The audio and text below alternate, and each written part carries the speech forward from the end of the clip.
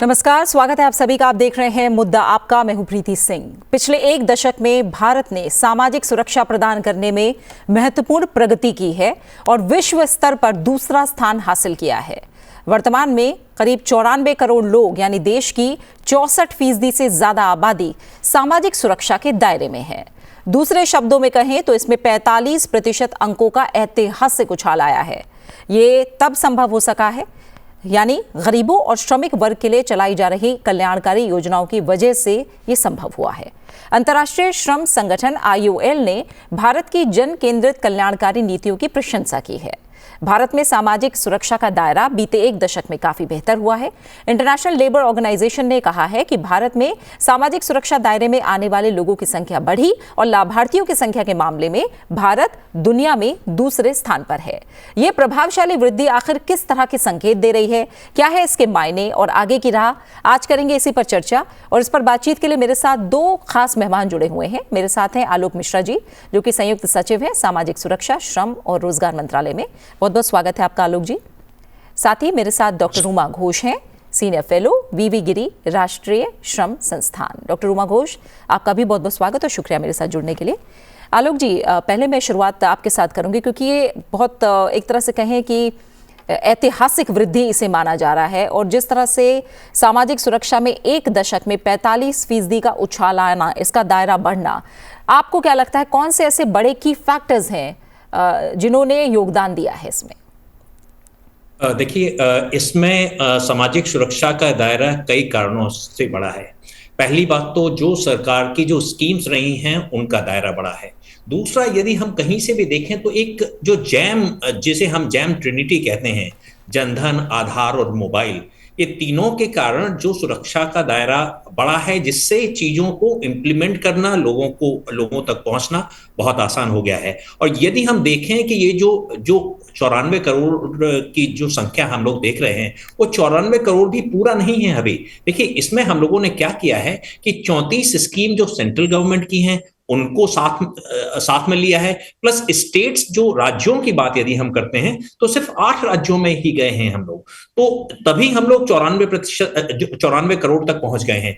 और भी जैसे जैसे और स्टेट इस दायरे में आएंगे और उनका भी डेटा लिया जाएगा और उनके डेटा को डुप्लीकेट किया जाएगा। बिल्कुल।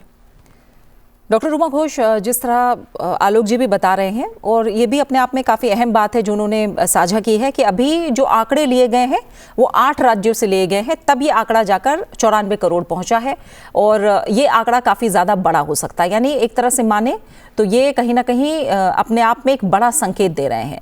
अब जब ये कवरेज इतना बढ़ा है, आपको क्या लगता है, आपकी नज़र में जो रिमेनिंग चैलेंजेस हैं वो क्या हैं ताकि हम यूनिवर्सल कवरेज को इंश्योर कर सकें? कौन सी ऐसी रणनीतियां हैं, स्ट्रैटेजी हैं जो कि कहीं ना कहीं कि इस लक्ष्य को हासिल करने के लिए अपनाई जा सकती हैं?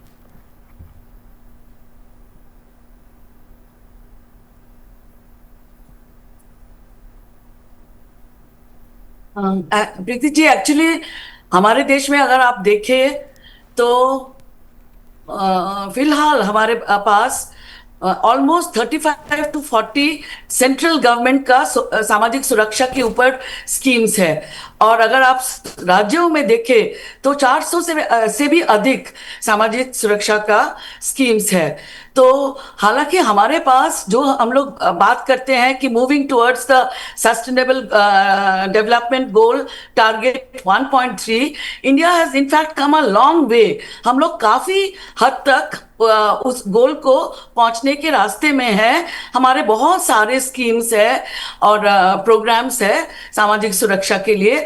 The only problem is there are schemes which are going on in silos, which may not be by the state government, which may not be multiple schemes going on in the same area, and which may not be taken into notice, or actually the data may not be pooled or analyzed in terms of making a projection. So ये हम लोग के पास एक बहुत बड़ा challenge है कि even अगर आप देखें ओल्ड एज का, पेंशन का, सेंट्रल गवर्नमेंट का स्कीम स्कीम्स अगर आप देखेंगे, हमारे पास 3 स्कीम्स है। एपीवाई हो गया, प्रधानमंत्री मनधन योजना हो गया, फिर new pension scheme for traders हो गया। तो बहुत सारे स्कीम्स चल रहे हैं, and many and state governments में देखिए और ज्यादा हर विषय पर, चाहे ओल्ड एज पर देखिए या हेल्थ पर देखिए या मैटरनिटी पे देखिए या आपके वेलफेयर के ऊपर देखिए, चिल्ड्रन के ऊपर देखिए, स्कीम्स तो बहुत चल रहा है। But most of the times the schemes are being run by different departments, different ministries, and they may not be in consonance with each other, and all the schemes are running independently. So एक pooling करना, अभी जो exercise हो रहा है data polling, जो हमारा मंत्रालय आईएलओ के साथ कर रहे हैं, कि हम लोग इनिशियली विमेन सेंट्रिक किए हैं, लिए हैं 34 राज्यों में, और हम जानना चाहते हैं through a combination of Aadhaar cards, different तरह के हम इंटरपोलिंग किए हैं आधार कार्ड से या MIS इंटरपोलिंग से, कि कितने लोग एक्चुअली बेनिफिट्स ले रहे हैं। And it was seen that almost about 64% of the workers, 92 crores are benefiting at least from one scheme, जो पहले इस तरह एक सिस्टमेटिकली ये एक्सरसाइज किया गया नहीं था पहले। ठीक है आलोक जी, जो बात, एक अहम बात डॉक्टर उमा घोष ने भी कही है, जाहिर तौर पर ये कैसे समझा जाए, किस तरह से भारत आगे भी टेक्नोलॉजी और डिजिटल प्लेटफॉर्म का फ़ायदा उठा सकता है, ताकि हम जो डिलीवरी है सोशल सिक्योरिटी बेनिफिट्स की, उसको भी हम इंश्योर कर सके और सर्विसेज की, साथ ही जो आंकड़े हों वो भी सही हों और सटीक हों। क्या किया जा सकता है इस मामले में आगे? बिल्कुल तो डेटा पर एक बहुत बड़ी एक्सरसाइज बहुत ही अलग अलग स्तरों पर चल रही है। स्टेट गवर्नमेंट्स भी इसमें बहुत सारी इंटरेस्टेड हैं। हम अभी भी देखते हैं, जैसे EPFO है, एम्प्लॉइज प्रोविडेंट फंड ऑर्गेनाइजेशन है, डिफरेंट स्टेट्स हमें लिखते हैं कि EPFO के साथ एक सामंजस्य बना के ये देखा जाए कि किसको सोशल सिक्योरिटी मिल रही है, किसको नहीं मिल रही है, किसको फॉर्मल जॉब मिला हुआ है, किसको नहीं मिला हुआ है, और यदि नहीं मिला हुआ है तो उसको किस तरह से ट्रेनिंग दे सकते हैं। तो डेटा को और टेक्नोलॉजी को यूज करते इंडिया की क्षमता जो है पिछले 10 साल में टेक्नोलॉजी के डोमेन में इतनी बढ़ गई है कि हम स्कीम्स को टारगेटेड बना सकते हैं। देखिए, यदि हम डेवलपमेंट का एक पूरा पैराडाइम देखते हैं, तो जस्ट कि किसी व्यक्ति को एजुकेशन मिल रही है या किसी को हेल्थ मिल रही है तो इसलिए ही वो डेवलप नहीं हो पाता, लेकिन इसलिए ही डेवलप नहीं हो जाता। लेकिन उसे यदि बुके ऑफ चीजें मिले, सोशल सिक्योरिटी भी मिले, हेल्थ भी मिले, एजुकेशन भी मिले, जॉब भी मिले, फॉर्मल एम्प्लॉयमेंट, डिसेंट वर्क मिले, तो ये सभी को मिला के फिर आदमी फिर तरक्की की तरफ बढ़ता है। अब हम ये देख पाएंगे डेटा से कि कितनी स्कीम हर व्यक्ति के पास पहुंच रही हैं, किसके पास कितनी स्कीम पहुंच रही हैं, जिससे कम से कम मिनिमम स्कीम तो पहुंच रही हैं जिससे वो डेवलप हो सके, अपने आप को जो ना विकसित कर सके।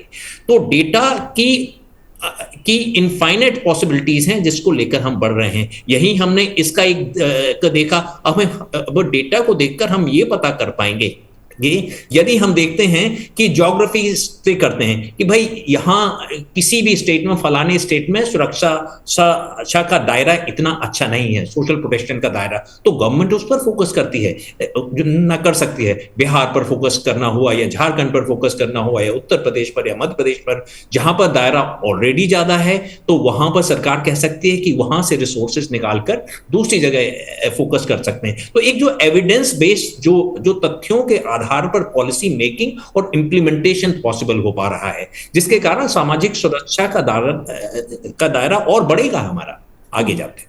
ठीक है, और अब जो अगला सवाल है वो दोनों से ही आपका मैं रिएक्शन जानना चाहूँगी। डॉक्टर उमा घोष, जब हम बात करते हैं देश की प्रगति की, विकास की, और ख़ास तौर से जब हम आर्थिक विकास की बात करते हैं, पॉवर्टी रिडक्शन की बात करते हैं, यानी गरीबी को कम करने की बात करते हैं, सोशल इनइक्वालिटी को दूर करने की बात करते हैं, और अभी हमने देखा भी है कि अत्यधिक गरीबी से किस तरह से भारत ने उसमें भी तेज़ प्रगति की है, जो एक्सट्रीम पॉवर्टी है उसे हमने किस तरह से दूर किया है।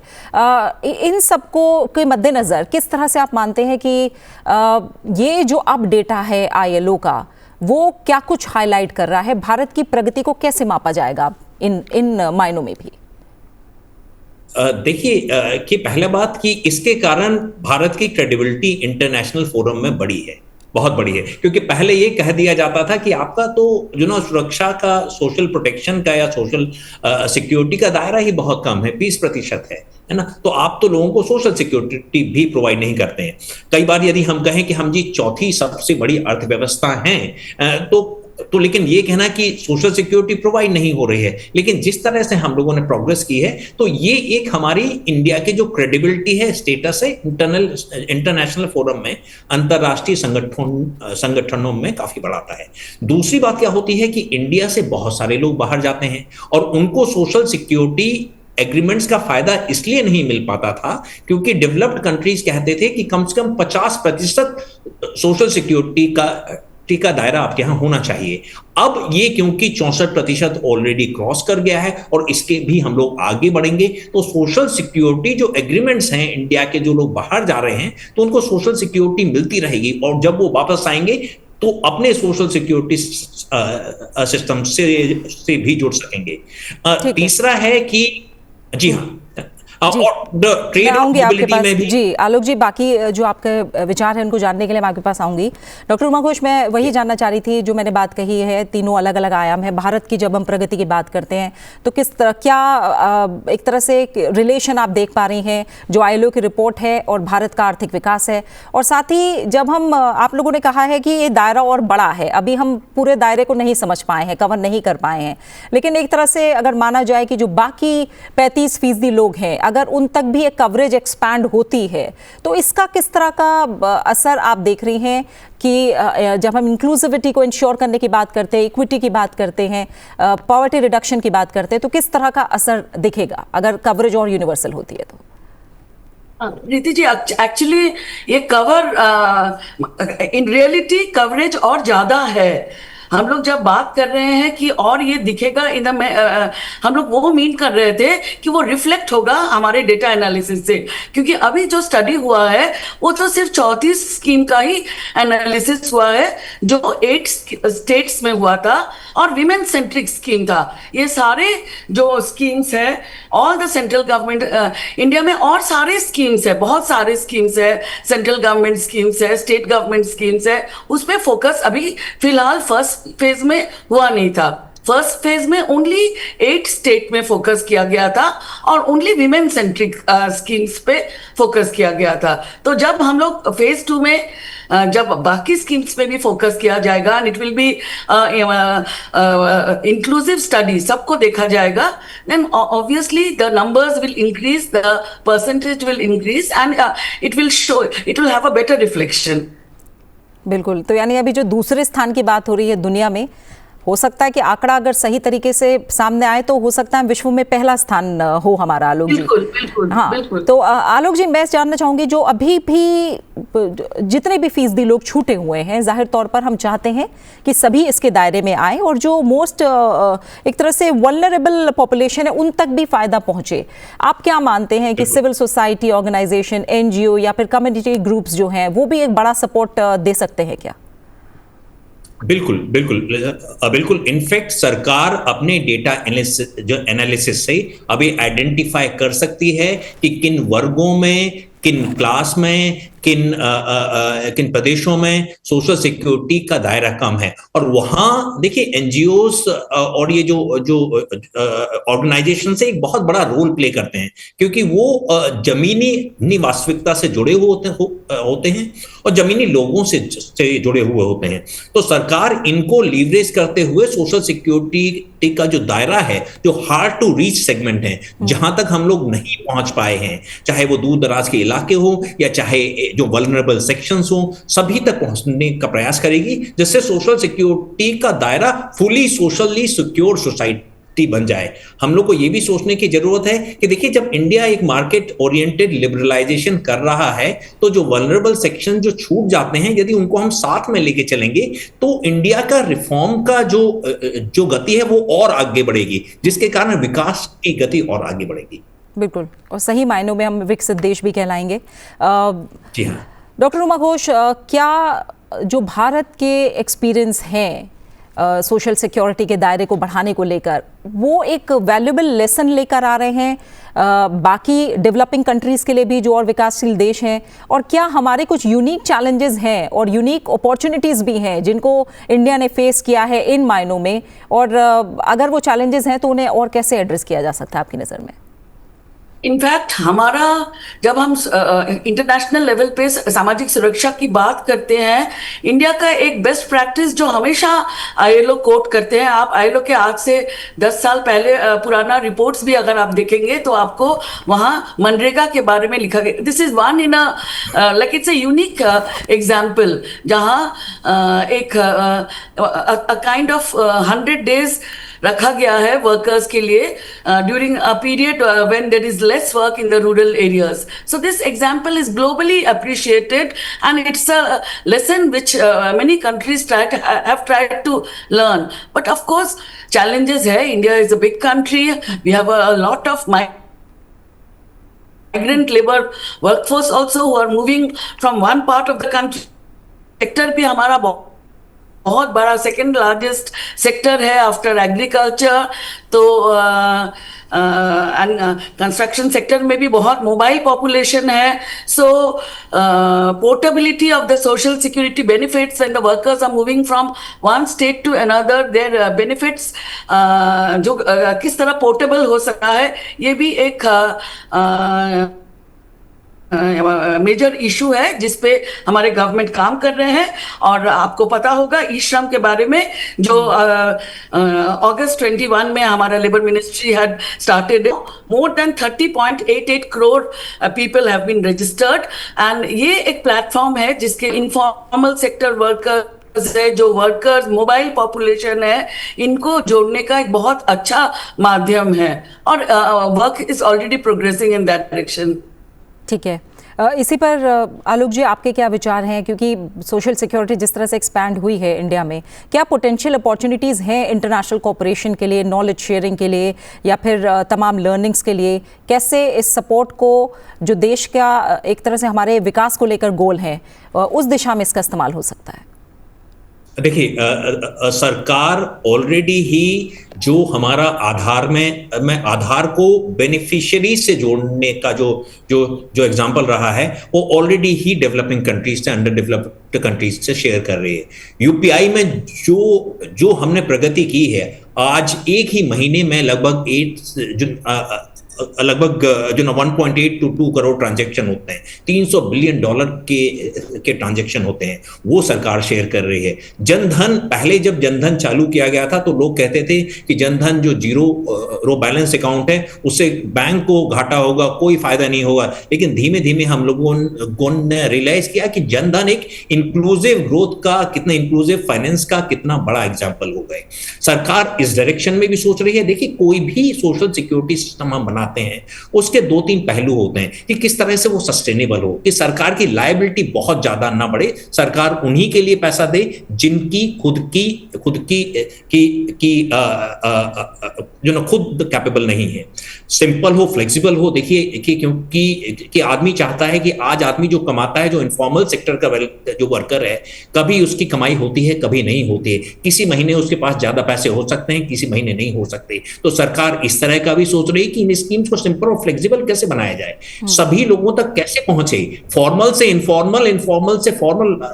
आजकल इनफॉर्मल और फॉर्मल के बीच का जो दायरा है, क्योंकि गिग एंड प्लेटफॉर्म वर्कर आ गए हैं, तो बहुत ही सकरा हो गया है. तो लोग फॉर्मल से इनफॉर्मल, इनफॉर्मल से फॉर्मल में जा रहे हैं. उसको कैसे फ्लेक्सिबल बनाया जाए, स्केलेबल कैसे हो, और भी लोगों तक हम कैसे पहुंच पाए. तो सरकार विभिन्न पहलुओं पर जांच कर रही है, जिससे ये सोशल सिक्योरिटी जो सिस्टम है वो ट्रूली यूनिवर्सल बनाया जा सके.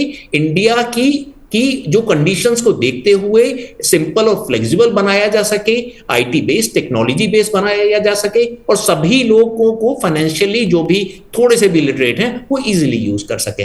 तो सरकार इन्हीं सभी भी जो आयामों पर काम कर रही है, और ये सभी आयाम के बारे में अंडर डेवलपिंग कंट्रीज, और इवन मैं कहूंगा सस्टेनेबिलिटी में तो डेवलप कंट्रीज भी भारत के एग्जाम्पल से बहुत सीख सकते हैं. बिल्कुल. और हमने देखा एक हेल्दी कंपटीशन की जो शुरुआत की गई है, रवायत है, डॉक्टर रूमा घोष, वो किस तरह से फ़ायदा करती है? एस्पिरेशनल स्टेट्स को लेकर, एस्पिरेशनल डिस्ट्रिक्ट्स को लेकर, तमाम जो कॉम्पिटिटिव गवर्नेंस, एक तरह से एक अलग अलग अवार्ड्स भी हैं और ये हम देखते भी हैं कि एक अच्छी प्रतिस्पर्धा देखने को मिले। और हमने देखा भी कि ओडिशा, तेलंगाना, तमिलनाडु ने प्रोएक्टिवली कैसे सोशल प्रोटेक्शन को और ज़्यादा एक्सपैंड किया है। तो ये जो कोऑपरेटिव फेडरलिज्म है वो किस तरह से भारत को मदद कर रहा है इन सभी क्षेत्रों में, और एक हेल्दी कंपटीशन कैसे इंस्पायर कर रहा है? आपको लगता है ये भी एक अच्छा मोटिवेशन है नए इनोवेशंस के लिए भी? देखिए कि प्रधानमंत्री जी का जो आइडिया था कि कोऑपरेटिव और कॉम्पिटिटिव फेडरलिज्म हो, और नीति आयोग ने इस डायरेक्टरी को बहुत आगे बढ़ाया, रैंकिंग सिस्टम्स का जो काफी बनाए, इससे स्टेट्स के बीच में एक हेल्दी कंपटीशन आया, स्टेट्स एक दूसरे से सीखने का प्रयास करने लगे, और यही दायरा आगे के सोशल सिक्योरिटी के भी स्पेस में बढ़ाया जाएगा कि कैसे स्टेट्स एक दूसरे के साथ कंपटीशन करें और सीखें भी, साथ में कोऑपरेटिव भी रहें, और जिससे सोशल सिक्योरिटी का दायरा उन सभी स्टेट में बढ़ाया जा सके। देखिए, हमें ये ध्यान रखने की जरूरत है, जो सोशली सिक्योर लोग होते हैं वो ज्यादा प्रोडक्टिव लोग भी होते हैं, वो इकोनॉमी को ज्यादा कंट्रीब्यूट करते हैं, वो ज्यादा स्टेबल जॉब्स में होते हैं। तो सोशल सिक्योरिटी का मतलब सिर्फ सोशल सिक्योरिटी मिलना ही नहीं है, उसे ब्रॉडर इकोनॉमी को जो फायदा होता है प्रोडक्टिविटी में और लॉन्गर टर्म ऑफ एम्प्लॉयमेंट में, वो बहुत सारे फायदे होते हैं। तो सभी स्टेट जिस तरह से कंपीट एक दूसरे से कर रहे हैं और एक दूसरे से सीखने की कोशिश कर रहे हैं, मुझे लगता है ये बहुत ही पॉजिटिव सूचक है कि हम लोग विकसित भारत की तरफ, जो 2047 का प्राइम मिनिस्टर का सपना है, उसकी तरफ बढ़ रहे हैं। बिल्कुल। डॉक्टर रूमा घोष, आपने मनरेगा का भी जिक्र किया था और बहुत सारी ऐसी योजनाएं हैं जो अपने आप में दुनिया में मिसाल बन रही हैं, लेकिन उनमें भी कई बारीकियों का ध्यान रखना। जब हम महिलाओं की बात करते हैं, विमेन वर्कर्स एंड वेलफेयर की बात करते हैं, तो आपको लगता है जो मैटरनिटी बेनिफिट्स बढ़ाए गए मनरेगा के पार्टिसिपेशन के अंदर भी, पेंशन को लेकर, अनऑर्गेनाइज्ड फीमेल वर्कर्स के को लेकर, क्या आपको लग रहा है कि जेंडर गैप को जिस तरह से हम ब्रिज करने की कोशिश कर रहे हैं वेलफेयर में, वो भी कहीं ना कहीं एम्पावर कर रहा है नारी शक्ति को through social security? Definitely. And over the period we have seen, this has reflected that more and more women have been actually joining the workforce, which has been a very positive sign also, indication also. And now, आपको पता होगा formal sector में भी 12 weeks से 26 हो गया है. फिर we have the प्रधानमंत्री मातृ बंधु योजना, ये एक maternity benefit program भी है central government का. And similarly state government का भी बहुत सारे welfare schemes है, maternity related welfare schemes है, which has definitely been very useful for the women workers in the especially in the informal sector. बिल्कुल। और ऐसे कौन से, आलोक मिश्रा जी, सबसे बड़ी बात होती है कि हमको लगातार खुद को बेहतर करना है। आपकी नज़र में अभी क्या ऐसी चुनौतियां हैं या कुछ ऐसी बाधाएं हैं जिन्हें दूर किया जाए तो हम यूनिवर्सल कवरेज की तरफ 100% बढ़ेंगे? देखिए कि पहली बाधा होगी क्योंकि सोशल सिक्योरिटी एक बिहेवियरल चेंज रिक्वायर करती है। बिहेवियरल चेंज क्योंकि हम लोग फ्यूचर की सिक्योरिटी के लिए पैसा रख रहे हैं, जबकि और अभी भी जो भी खर्चे हैं उनको कम कर रहे हैं। तो ये एक बिहेवियरल चेंज है जिसके लिए सरकार प्रयासरत है। तो बिहेवियर चेंज एक बहुत बड़ी चीज होती है क्योंकि हम लोग की जनरली आदत होती है कि आज जो सामने दिखे उस पर पैसा खर्च कर लेते हैं, शायद 40 साल बाद जो हमें पेंशन मिलेगी या फिर सोशल सिक्योरिटी मिलेगी कि उसमें हम लोग इतना ज्यादा ध्यान नहीं देते हैं। दूसरी बात है कि फॉर्मलाइजेशन। देखिए, फॉर्मलाइजेशन एक सबसे बड़ी सोशल सिक्योरिटी है क्योंकि फॉर्मलाइजेशन में आप कंट्रीब्यूट कर रहे हैं, आपका एम्प्लॉयर कंट्रीब्यूट कर रहा है, जिसके कारण सोशल सिक्योरिटी आपको मिलेगी। तो फॉर्मलाइजेशन की तरफ बहुत बड़ा कदम सरकार लेती जा रही है। तीसरा बात, जैसे रूमा जी ने भी बताया कि विमेन के लिए यदि हम देखते हैं विमेन का, तो जहां 76% work force participation rate main के लिए है, विमेन के लिए 40% है। हालांकि ये पिछले कुछ वर्षों में बहुत अधिक बढ़ा है, 25-26% से लगभग 40% तक आ गया है। और ये भी बहुत अच्छा होने वाला है क्योंकि यदि अभी हम महिलाओं का प्रतिशत देखते हैं हायर एजुकेशन में, 50% महिलाएं हायर एजुकेशन में है। हायर एजुकेशन का मतलब क्या है कि ये वर्कफोर्स में जा रही होंगी। तो वर्कफोर्स वर्कफोर्स पार्टिसिपेशन बढ़ेगा, ज्यादा फॉर्मल जॉब्स में आएंगी, फॉर्मल जॉब से सोशल सिक्योरिटी बढ़ेगी अपने कॉन्ट्रीब्यूटरी बेस की, जिससे सरकार पर भी ज्यादा बोझ जो नहीं पड़ेगा। तो इस तरह से हम लोग फॉर्मलाइजेशन की तरफ, जो लोग छूट गए हैं, महिलाएं खासकर, कुछ वर्ग जो छूट गए हैं, उनकी तरफ लगातार प्रयासरत हैं। और ये डेटा पुलिंग एक्सरसाइज ने हमें एक बहुत अच्छा जरिया दे दिया है, जिससे एविडेंस, तथ्यों के आधार पर हम जान सके कि कौन से वर्गों तक हमें पहुंचना है। तो सरकार के सामने ने टारगेट बिल्कुल क्लियर है, कहां फोकस करना है, वो सरकार की प्राथमिकता रहेगी। बिल्कुल। और जाते जाते डॉक्टर उमा घोष, आपकी नज़र में क्या ऐसे कुछ चैलेंजेस हैं या एक तरह से ऐसी कुछ बातें हैं जिन पर और ध्यान दिया जाना चाहिए? क्योंकि 2025 से 2047 का लक्ष्य है। अब एक तरह से कहें रोड टू यूनिवर्सल कवरेज, क्योंकि हम विकसित भारत है 2047 की तरफ आगे अग्रसर हो रहे हैं। तो 64% से 100%, या मैं कहूँ अगर 64% से ज़्यादा बड़ा भी आंकड़ा है तो भी हमें 100% तक पहुँचना है। तो आपकी नज़र में what are the next frontiers in universal social protection that India is ready to lead? Universal social security करने के लिए अगर हम लोग देखें, ग्लोबल बेस्ट एग्जांपल्स भी देखें, इंटरनेशनल केस स्टडीज भी देखें, वी नीड टू, जैसे अभी सर बता रहे थे कि हम फॉर्मलाइजेशन जब तक नहीं करेंगे and we do not ensure that we are getting contribution, adequate contribution, otherwise it will be only social assistance programmes from the government only. We will end up in doing social assistance programme also. अगर हम चाहते हैं हमारा quality of programme बढ़े and the quality better schemes उनको दिया जाए, better quality के programs दिया जाए, या more benefits दिया जाए, या more number of people covered हो, and we have to explore sources of fund, and for this we have to ensure that more and more sectors are formalized and more contributions are ensured from different sectors, so that a good social security program can be planned for. Only having social security programs from the government's kitty, which actually takes a toll on the budget of the government. So therefore हमें और explore करना चाहिए.